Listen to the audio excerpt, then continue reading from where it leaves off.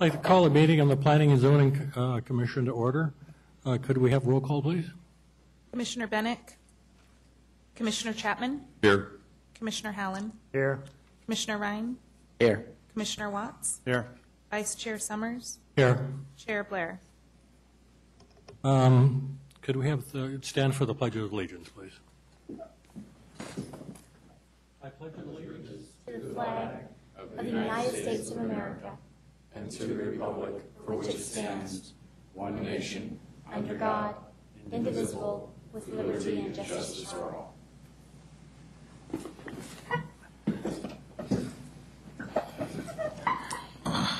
Okay. Feedback there.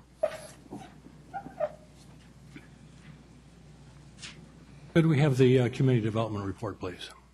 Mr. Chairman, members of the Commission, ladies and gentlemen, good evening. I do have a brief report tonight. We handed out a memorandum to you that talks about a couple of open house meetings that we certainly invite members of the Planning and Zoning Commission, but also the general public to attend. The two topics are, first, changes to our village boundaries.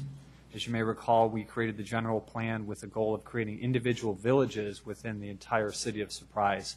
We certainly want a lot of public input before we set those boundaries. So we're going to have a public input session Monday, December 1st at Rio Salado Community College, and that'll be from 3 p.m. to 7 p.m. It'll be an open house style, so people can come at any time during 3 to 7. The next project would be a beautification project for landscaping, lighting, bridge enhancements, and so on for proposed improvements to Loop 303. Again, another important entrance corridor into the city of Surprise. That outreach meeting will be Tuesday, December 9th, also at Rio Salado College from 6:30 to 8:30 p.m. Again, we hope that you and residents will attend. That's all I have to report. The first one was Monday, December 1st. Could I ask a question? The second meeting, is that I saw your presentation to the council on the Bell Road project. I guess I just I was curious, that isn't something that would come before this body ever, or? What you saw was a presentation of more of the artistic components of the plan, which we took to the Arts Commission and then to City Council. But for these two projects, the 303 and also the village boundaries, also both be considered by the Planning and Zoning Commission. Okay. I don't have any problem with what you presented. I just had never seen it. I didn't know whether that was something that should come before this body or not. The new projects will, but not the Bell Road. That's all I had. The next item is the consent agenda, which in this case is just the minutes of the last meeting. Any corrections or any comments on that? If not, could I have a motion, please? I move to approve the commission minutes for October 21st. Second. Roll call, or not roll call, but all those in favor? Aye. Aye. Motion passed. Next item is consideration and action on Wendy's Restaurant. This is a public hearing. Could we have the staff presentation, please? Thank you. Thank you, Mr. Chairman and members of the Commission. This proposal is for a Wendy's fast food restaurant located on the southeast corner of Cactus Road and Reams Road, and if everyone's familiar, in the Kohl's master shopping area. The subject pad site is located adjacent and west of the Kohl's site, and is the property is located approximately 370 feet from the residential area to the east, and approximately 470 feet to the residential area to the south. Furthermore, the subject site and infrastructure and improvements and parking lots have all been paved, and sidewalks have been, and the perimeter landscaping have been completed, so existing access is to the site off of Cactus Road. That'll be your immediate access, as well as internal access if you enter off of Reams Road and throughout the master site plan. Furthermore, the architecture was reviewed and found to comply with the architecture of the master site plan as approved on the Kohl's site, as well as the Chase Bank. Some of the components are the white trim and cornice top with varied roofline variations. And here's the side elevations. Furthermore, staff finds that this project is consistent with the master site plan and recommends this project for approval. I'd be happy to answer any questions the Commission may have. Thank you. This is a public hearing. If there's anybody who would like to speak on this issue, if you please step forward. Can we get to ask questions first? Yeah, pardon me. I guess I'm out of sequence here. Are there any questions? We're starting with Mr. Hallam. Yeah, I just have one question. You showed the distance to two sets of houses, but not the third. And my only question is, these houses across Cactus, are they protected with a noise? Yes, adjacent and across the street is another future retail project, and it would be distanced by over 400 feet from any residential area, and they are going to have buildings out there and the regular retail buildings that surround it, so it shouldn't have any adverse impacts. That right across these lots 7103, 04 is retail? Yes, let me, this area in here? Yeah, the picture I have shows. Yeah, they're right across the street from it. It's kind of bisected into two. Right across the street from it on the west side of the section is going to be future commercial. And on the east side, there is residential along there. And it's approximately 350 to 400 foot distance away with an arterial bisecting it. And the lighting also in reference to adverse impacts and speaker noise is distance far enough away that it wouldn't have any impact in reference to lighting because the lighting is going to be no taller than a 16-foot with shielded on the ground, so it's not going to have any lighting effect. The code for fast food restaurants requires that any fast food restaurant be set back from any residential unit by 45 feet. This is substantially over that distance. Okay. Mr. Watts? Yes. In your report indicated that most of the conditions to avoid annoyance to the neighbors were in place and satisfactory. But as far as screening and buffering, could you outline the screening and buffering? Yes. In this area, you'll see that there's actually existing landscaping out there and trees and shrubs adjacent to Cactus Road on the south side of Cactus. And there's also, if I could point it out here, there's a screen wall in here that runs along a 3-foot screen wall that will also help mitigate noise as it portrays from the speaker. Also on this side, these are actually where the speakers are. You also have additional landscaping on this side. And landscaping and trees help buffer noise. If you want to go out to the overall site, you can see that there's a building here that would buffer any noise or impacts from adjacent residential. On this side, it's set back about 470 feet, and in between you'll have a lot of trees and landscaping as they grow, so it shouldn't have any adverse impacts. Okay, thank you. Commissioner Rain? Yeah, I'd like to go back to Commissioner Hallen's questions. It seems to me that, especially where the cars will be coming through the drive-through, that it's going to shine directly across to track L7 or 17, and those houses north of Cactus Road, and that certainly doesn't look like 300 some odd feet. Let me show you here. The right of way on Cactus Road is approximately 110 feet from curb to curb, and there's an additional 20-foot landscape buffer on the south side of Cactus Road, and an additional about 20 feet to the actual structure itself. On the north side, there's also approximately a 50-foot landscape buffer until you reach the residential area. So give or take to the actual residential dwelling unit itself, it's a substantial buffer in there. What will tract L7 be? Is that going to be more houses? Let me zoom out here. Should have had more of a context map. Over here, let me see if I get my pointer back. Hopefully this is showing up on your screens. I'm concerned about this. Oh, no, that's a landscape area, a landscape buffer. There's not going to be so any. that's not going to be houses? No, it's just that's a drainage retention area. There's not going to be any houses in there. Okay, that's fine. No more questions. Mr. Chapman? Yes, I have one question about the drive-through and the stacking. I'm not sure of the number of cars that we are trying to allow for the stacking of cars. Yeah, I could address that.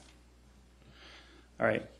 Here you have, there's the menu where you can stop and look at the menu. And then when you travel further north, that's where the actual speaker is. In this particular dimension here, this is kind of a bad drawing with the mouse, but hopefully you get the feel for it. In that area there, we don't have any specific standards in our code now in reference to how much stacking you need in a drive-through. We're actually working on that. We're looking at updating our code. I think we had a workshop with the commission on it a little while ago.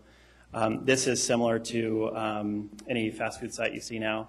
We actually looked at this, and as you can see in here that if there is stacking, there's areas in here where they can stack without going into the main drive aisle. So you can probably get about 5 cars in there before it's an impact on a major drive aisle.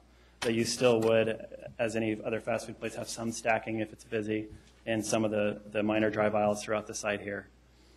And we're looking at, and there's a lot of corporate models and things that they look at in reference to speaker to drive-through window that we're looking at on updating in our code now. Yeah, on the previous map you had, the site plan shows, I'm not sure if it's to scale, but it shows 6 cars. Is that adequate? This one here? Yeah. To the actual window itself, yes. The cars are usually measured at 18-foot intervals. So this, to the actual window, you would have about 6 cars of stacking. But if they stacked from the speaker out, these cars would be pushed back to the internal to the site, but into the internal drive aisle. That's similar to most fast food restaurants. Is there a standard that we have? Unfortunately, we don't have any stacking standards for drive-throughs at this point. Okay. So we're working with them on a case-by-case basis. Thank you. No further questions. Now we'll go to the public, if there's any person would like to speak on this issue, opening the public hearing. Hearing none, I close the public hearing and ask for a motion. I move to approve CUP 08-129, conditional use permit for Wendy's, and to adopt staff's finding and stipulations A and B. I second the motion. Okay, we will begin with Mr. Tepman. Yes. Yes. Yes.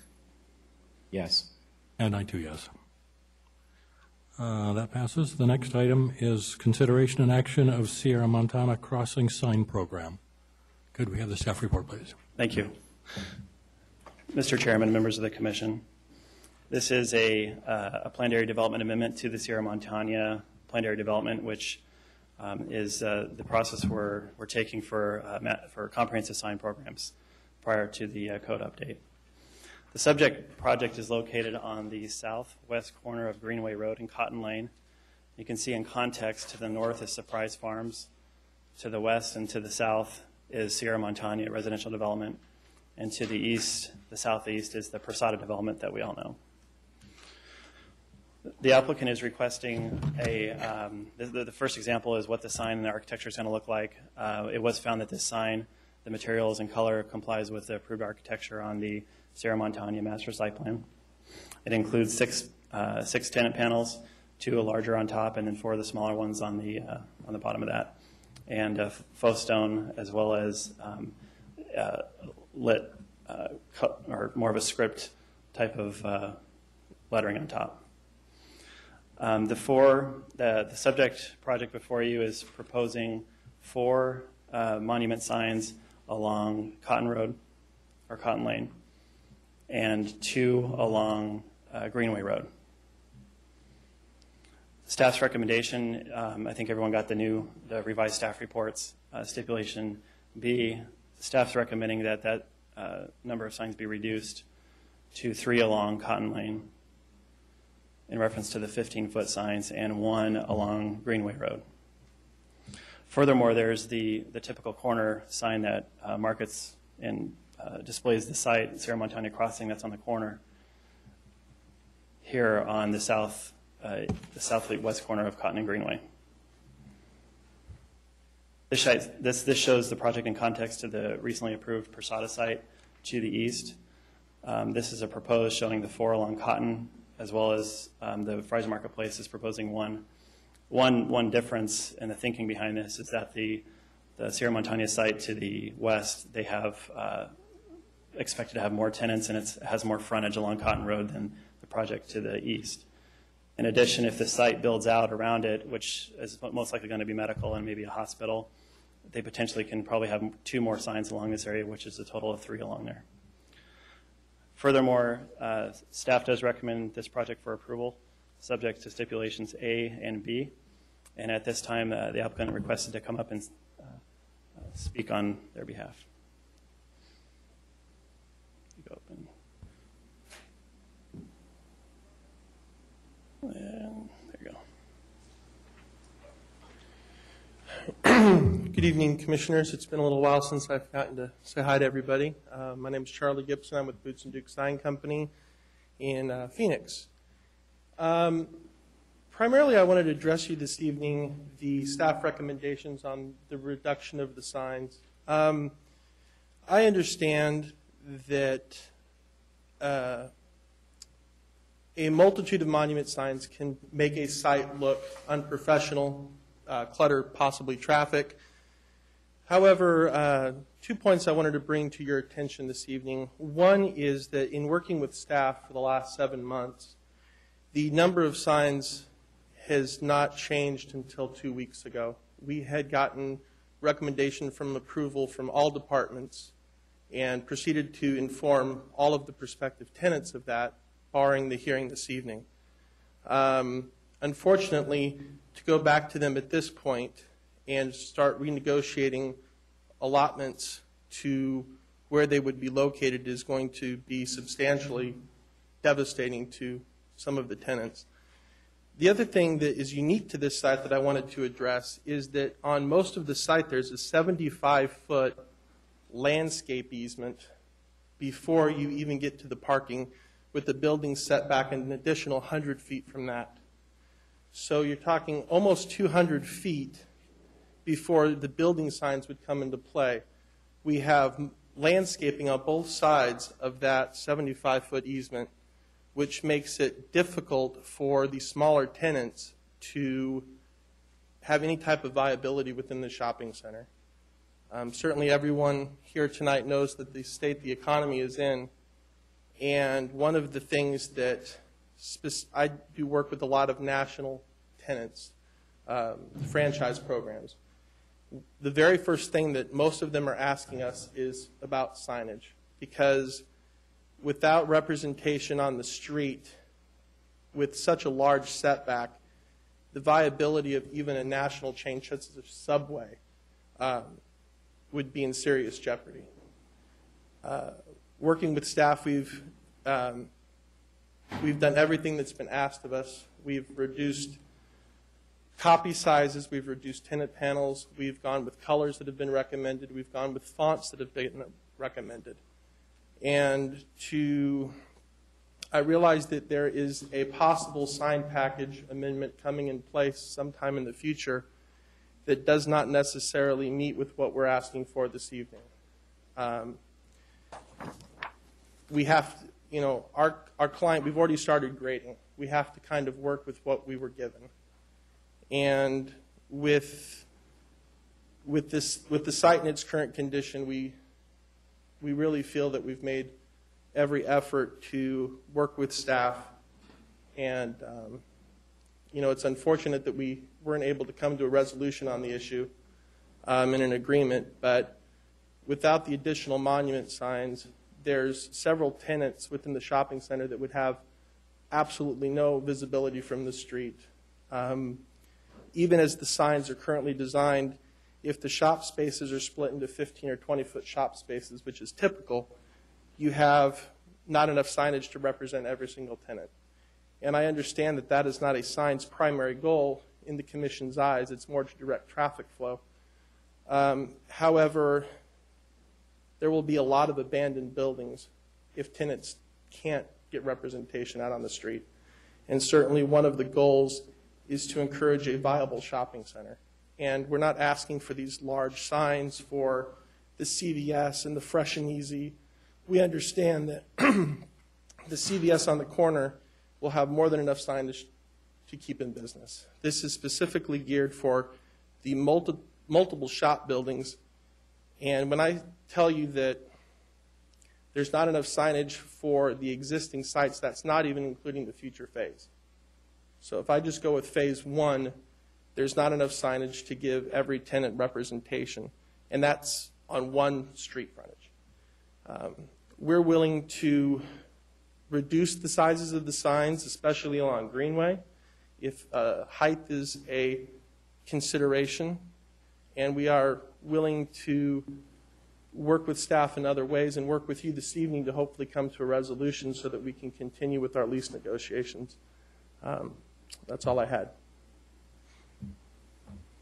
Okay, we'll begin our questions with Mr. Chapman. Yes, I have a few. In reading the proposed piece of work that we have, that you have made a request for 4 signs? 4 signs along Cotton Lane, sir, and 2 along Greenway Road. Is there a revision that you have submitted to the planning department? No, sir. It's simply addressed in the stipulations that each one of those, 1 sign along Cotton Lane and 1 sign along Greenway would be removed. As of the 8th of October, we were told that staff would support it with the 4 monument signs along Cotton and 2 along Greenway. It wasn't until approximately a week later that we were told that that position might change. This may be a question for Mr. Copeland. In your report here from the Planning Division, it says the applicant revised the plan and eliminated 2 monument signs, and the staff is proposing removal of 1 additional sign along Cottonwood and 1 along Greenway. It's confusing to me because I'm not sure what the applicant is asking for, if it has been revised or not. And secondly, when I read stipulation B, it doesn't say what we're actually approving. It says we're taking out 1 sign here and 1 sign on Cottonwood and 1 on Greenway, and it doesn't say what we're actually approving. So I'm kind of confused. If you could clear that up, I'd appreciate it. Yes. Through the TAC process, they actually had additional signs, I think, in these median areas here. Let's see if I could point it. That first comment that you had, they actually did remove signs that were in the median areas along Cotton, so they actually had some reduction in signs, as well as as they said, reduction in some of the number of panels and the colors and things. What you would be approving tonight, if you did approve it per stipulations A and B, you would be approving this project with 1 sign eliminated on Cotton Lane, 15-foot sign, and 1 sign eliminated on Greenway Road. If you chose to revise the stipulation, you could do so, and if it remained the same. But again, if you're approving it tonight, the way stipulations A and B reads, that the applicant, the approved copy, would have to come back to the planning department with 1 sign reduced from what the original was proposed on Cotton and Greenway. If I read B the way that it's written and from the original applicant's request, then I can see that this is what's meant, and I approve. But if I look at the planning division comments, with that, it's confusing. Yeah, I apologize. That was kind of early on when they eliminated signage in the staff process. It sounds like you're going to eliminate. They eliminated 2, and then you're going to eliminate another. Apologize for the confusion. Okay, so as long as we have that clear. Just to clarify, the circled areas that he circled at the drive aisles, those were removed in the initial TAC meeting. That was one of the stipulations that we made earlier. I don't want there to be any confusion. The stipulation, we agreed to that several months ago, and they're not on our final plans that we submitted. The stipulations tonight are asking us to remove another 2. So for a total of 4. We removed 2 in the initial TAC meeting. We're proposing identified with the letter A and a number, we're proposing each sign for a total of 6, not including the corner ID. Staff's stipulation states that we need to remove another 2 signs. We need to remove 2 of the signs that are currently drawn, which is what the blue dots represent now. The blue dots are basically removing the sign on the drive near the CVS on both elevations. So, like I stated before, we've worked with staff already reducing what we initially were asking for. Mr. Chairman, just to again clarify with all these changes in numbers, the applicant in the proposal wanted 4 signs on Cotton, okay, 2 on Greenway. Our recommendation to you, and if you recommend approval with the 2 stipulations in the staff report, would mean 3 on Cotton and 1 on Greenway, just to be sure we're very clear. Okay. Mr. Helen? Just to clarify, the people, yeah, I'll start with you, Adam. The future malls that are going to compete with this mall, if the signing ordinance that we recommended is approved, they will only be allowed 2 of these monument signs on one street and 1 on the other. Is that? Adam, Commissioner Halen, I'm sorry if I have to jump in on this one. We have to be real careful about talking about the potential impacts of the new sign code. The new sign code hasn't even been through City Council just yet, number 1. Number 2, we're really supposed to be talking about just this particular site tonight and just their proposed sign package. And if we deviate from what's on the agenda, then we really shouldn't be doing that. Okay, well, I have a question. Sure. Staff made a decision that there should be 3 signs. Yes. And I'm saying maybe there should be 2, and you're saying don't support it. No, not at all. I'm just saying we should. I'm saying Yeah. that we've seen other things that we have taken action on here. And my feeling is that's the guidance I'm going to use. Let me try to clarify again. I mean, otherwise this whole thing starts to sound pretty arbitrary. They came in with 4, staff says 3. I'm recommending 2. Okay, and that's all you want me to say? no. Let me try to put this all in to use one of Adam's favorite words. I know that I'm context. always in trouble with the attorney. I thought I could get by tonight. But. Our recommendations have to do with the current sign code, okay, the actual site itself, but we certainly do keep in mind equity issues. And when I say equity issues, we do look at what sign packages have already been approved on adjacent properties to make sure that we're being consistent and we're applying the city's sign code as it's currently written consistently. And we definitely take that into consideration. Adam showed you a drawing earlier in his presentation, and we don't need to see it again, about where this site lines up with other developments in the area. And one of our primary recommendations is to only have 3 on Cotton and 1 on Greenway because of what else is being developed around the area. So we do take that into consideration, but we have not considered the new sign code. But you're exactly right, Commissioner Halen. If you want to come in and say the developer wants 4, staff is recommending 3, but I'd rather go along with 2, you can absolutely do that. But you got to convince these other guys. Okay, well I mean, one of the things I would rather see supported is really how meaningful are these kind of signs to supporting a neighborhood market, which is what this is a neighborhood marketplace where once you know where, I mean, you live in the area, you know where the store is. Do you really need this many big monument signs is my real question. And let me try That's what I would like to see supported rather than any, do we need 3, do we need 4, do we need any in reality? Let me answer that. He's going to get up and say, absolutely, these businesses are not going to be viable unless they have a sign on the roads, okay? But I would challenge the commission to consider this. If every single business that had access on any of our thoroughfares, our parkways, whether it's Grand Avenue or Bell Road or Greenway or Cotton or Cactus, if every single one of those businesses, even the small ones set back, had signage on our main thoroughfares, can you imagine what that would look like? Even if it's a small panel, it would be just extremely cluttered. And I think we can all agree that there would be signs all over the place. Think about the number of businesses that are there. If the position of the city is to allow that, we certainly can, but it would be extremely busy. Staff's position has always been that if it's an individual outlot with an individual use, like a fast food restaurant, then giving them a monument sign makes sense. They've paid for the frontage, and they've paid a lot of money for it. To be on that collector road and giving them 1 sign is fine. If they're in a multi-tenant retail center and they're in the back, they've likely paid very less for that property or the lease and so on.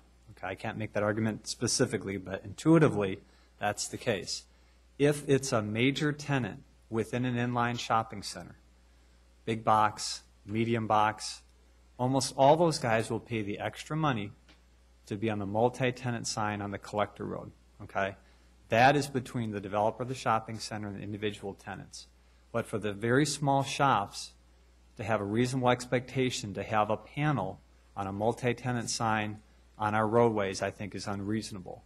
And that's staff's position, and that's why we feel very comfortably that 3 on Cotton and 1 on Greenway gives almost everybody the opportunity to have signage on the roadway, but not everybody, and we recognize that.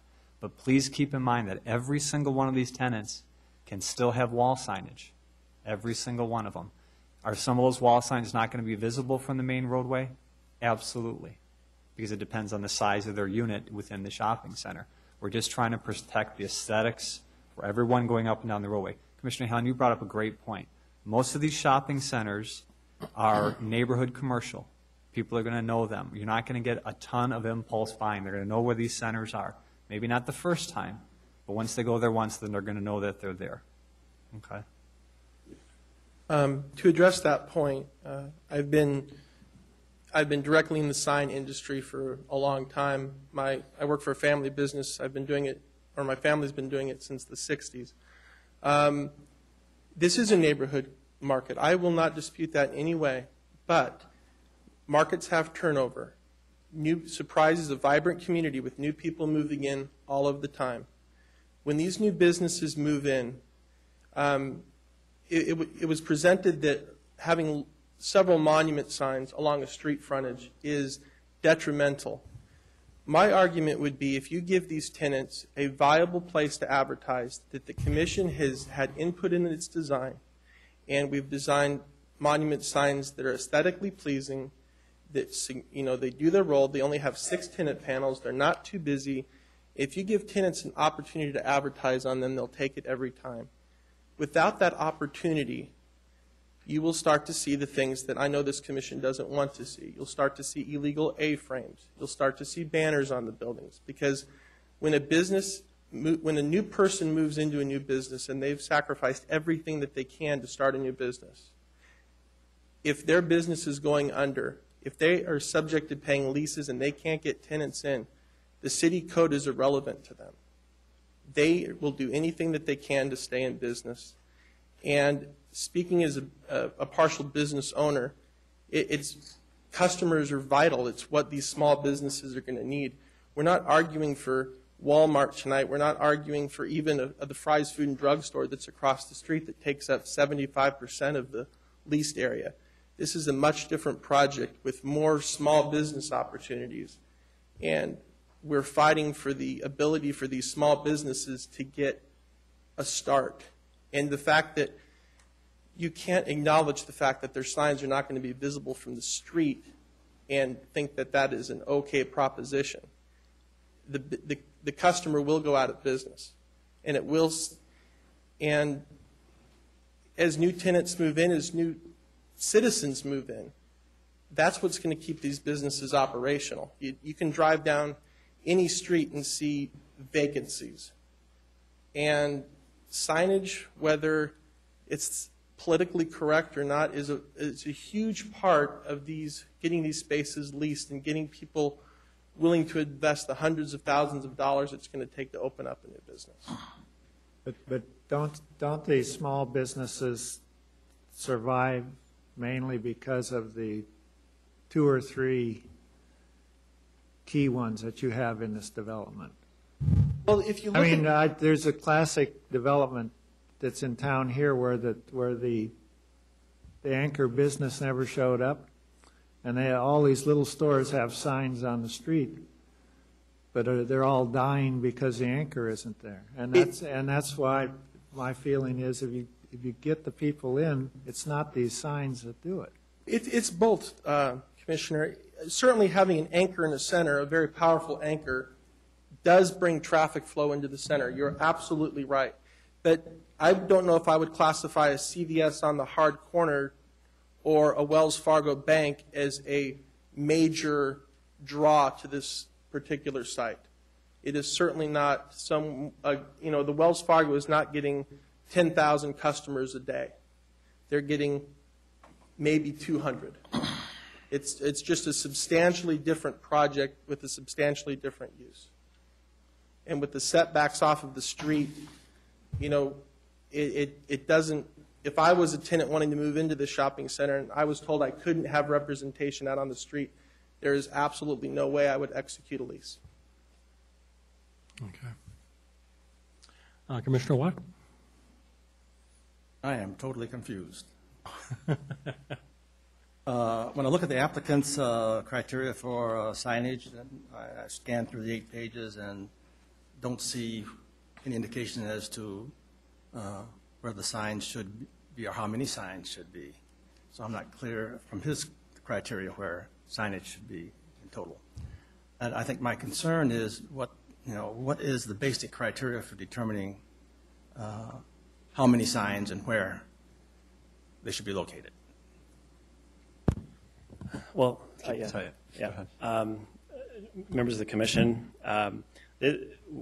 it all depends. We actually have to look down when it comes down to site design. Is how the site this particular project is coming in with a phase 2, and what we do is through design and site planning, we try to get visibility for tenants. This isn't necessarily the kind of the grayed out area in the back there. That's not necessarily how it's going to be built, because it hasn't come in to the commission yet in reference to the visibility of that. But in reference to how many signs, there's probably a lot of different opinions on it. But I think what the director said is that the city is going in a direction to look at and try not to busy up the streets, looking at it as very clean. We also look at it in reference to traffic, how many panels you have, the spacing. If you have too many signs out on a street, technically you have a lot of people slowing down, and it's somewhat of a safety issue, so you have to limit some of the amount of tenant panels. In reference to the spacing of signs and the height, it all depends. You can also look at it at scale, and that's what the city's looking at now. And, you know, as we're updating our sign code, is how we're going to implement that for what the city's vision is with our general plan, how villages are moving forward, how these neighborhood centers are moving forward. So it's a very, very broad question on how you can get down to the specific designs and placement based on scale, square footage, and site design. It's somewhat of a complicated. So basically, the staff has done a thorough review of the site plan to minimize the amount of signs, so there's not too many signs there. Yeah, That's correct. That's correct. Yes. Okay, that's all I want to know. Commissioner Rain? How many, this is a question for both of you, because there's 2 different perspectives. How many small businesses do you envision? I know in some of the pads, one tenant could take up the whole pad if they wanted to, but the way you envision the site plan, how many small businesses would you be anticipating? I actually counted. Commissioners, this particular site, if it developed the way it is on the conceptual phase 2 of the project, you'd have a little over 30 tenants on the site, including, because they have some larger. If you can actually disagree with your analysis. There's larger anchors that you see in the back. We counted a little over 30 tenants. So if there's something new that the shops building A and the shops building C and D certainly are designed for inline spaces. The average inline space is between 15 and 20 feet, depending on the business. Certain Great Clips will have 15, other businesses will have 20. Based on that, the Shops A building by itself could have between 10 and 14, as well as the Shops D building. Shop C could have more than that. Simply in phase 1, which is the darkened area on the site plan, if it went out to full leasability, you'd be looking at approximately 30 individual businesses. Okay. And like I wanted to state before, and I don't know if I made a clear argument on this, up until just a few weeks ago, we actually had staff support for the 6 signs we're asking for tonight. I understand that. Okay. Now, my follow-up question is, how many spaces on the monument, if you got the way you wanted it, how many spaces would you have for small business, not the big guys? The small businesses, we've got targeted 6 panels per sign, 2 for larger tenants, 4 for smaller. So if you take the 4 smaller tenants, it's customary to give them both sides of one sign to catch traffic flow in both directions. So if I count 4 tenants per sign times 6 signs, that's 24. And Adam, the way you presented, if we eliminate one on Greenway and one on Cotton, how many would that provide us with? It would allow 18 tenant panels on Cotton Lane, and it would allow 6 on Greenway. So the same amount, 24. You had asked me about the smaller tenants, sir, and Mr. Copeland's including the larger panels on the signs. I answered without the larger panels because your question was targeted for the smaller businesses. Okay, let me try it again. I'm not interested in the big three businesses. I'm interested in everything but those. So how many spaces on the monuments as you proposed it would be available to these small businesses? Well, let me revert back. There you see a lot of signs in the city along Bell Road.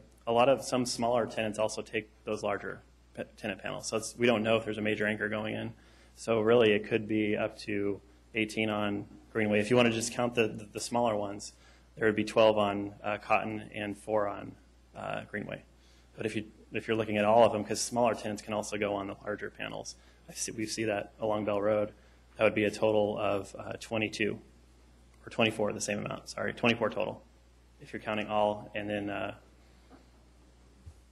16 total if you're counting the small ones.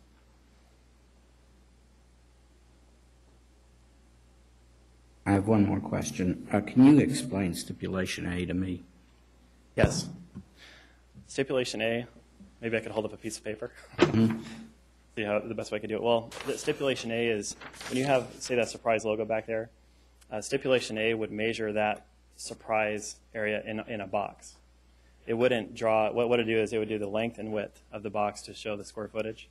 What the stipulation does is it doesn't allow the individual letters to be measured, because if you do individual letters, and you would have a smaller, you'd be able to get more square footage out of it. What the city is requesting in the stipulation is to draw a box around it, which would be a little bit less square footage, so it's not too, the scale is appropriate to the linear frontage of the tenant spaces. So actually the stipulation would reduce the amount of square footage overall of the sign. And we are in full agreement with stipulation A. In fact, I probably didn't do as good a job as I could have as describing that in our package, but that's what we were proposing to start with. We're absolutely okay with stipulation A. Going back to stipulation B, I'm having a hard time understanding the justification for 4 signs on Cotton. What is the total linear distance from Greenway to the end of the property? I think it was approximately 1,200 feet. Approximately 1,200 feet. Yeah, approximately 1,200 feet. And in similar projects with that similar length of frontage, what are we seeing as typical for projects of similar? We've actually did research on past sign programs, and it's just a mix of many different, you have some that have less signs, you have some that have more based on development agreements with larger projects or more political type or prominent projects in the city. So it varies from the last 10 years on what different projects have.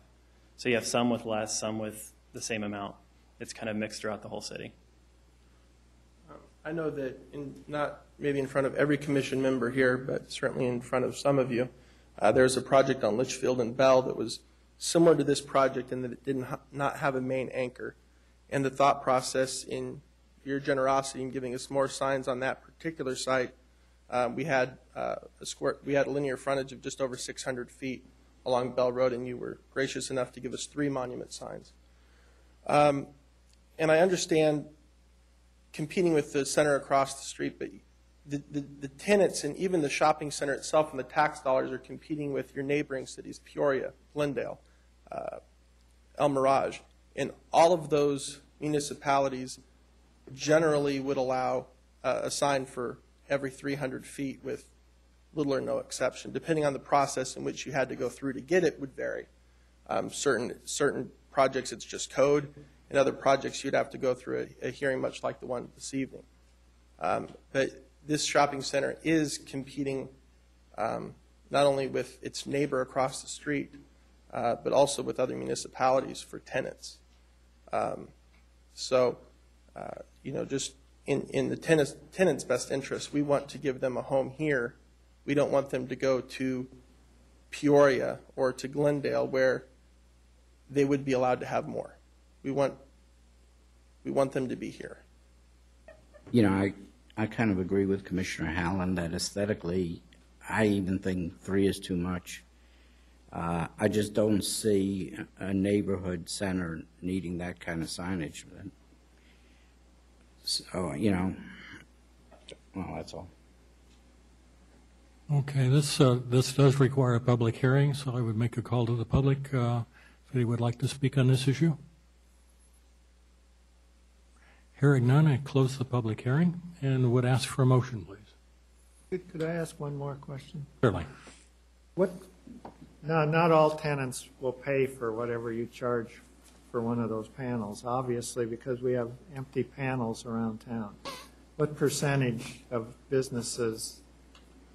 I would say that a national franchised vendor, such as a Great Clips or a Subway, would have 100% use.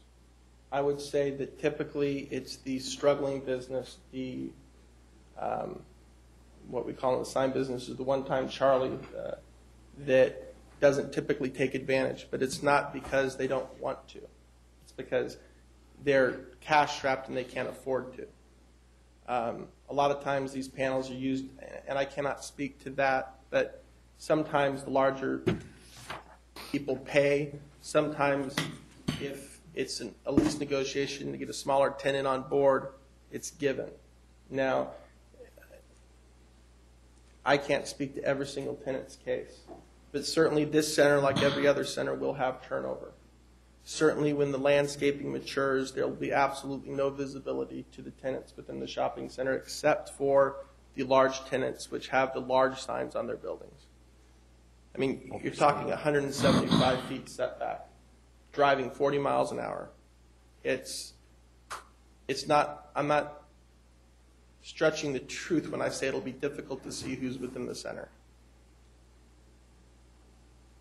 This isn't like some of the other projects that's come before you where the businesses are right up along the street. Okay. Anything else, Mr. Allen? No, could we have a motion, please? I'd like to move to approve PAD A08-126, the Planned Area Development Amendment for the Sierra Montana Crossing Comprehensive Sign Program, and to adopt staff findings and stipulations A and B. Second. Start with Mr. Hallen. Yes. Mr. Watts? Yes. Mr. Ryan? No. And you want a reason? Yes, please. Yeah, I think aesthetically we're making a mistake with even 3 signs, and I think that the anchor tenants will bring the traffic into the center, and I don't see the need for that signage. It sounds like this motion is to approve the staff's recommendation with no? 3. It's 3. Yeah, pardon me, with the 3 on one street and 1 on the other. Right. And you're saying you just... Say no, I would like, if it were 2 and 1, I would say yes. Okay, so you're looking for less then. Okay, so that would be 2 less. Mr. Chapman? Yes. And I 2 less. Thank you. It is approved.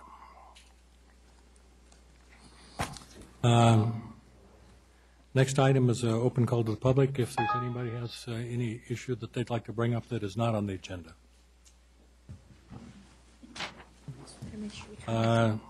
Next is current events. Any of the commissioners have anything they would like to speak to? Hearing none, I call the meeting adjourned. Thank you, gentlemen.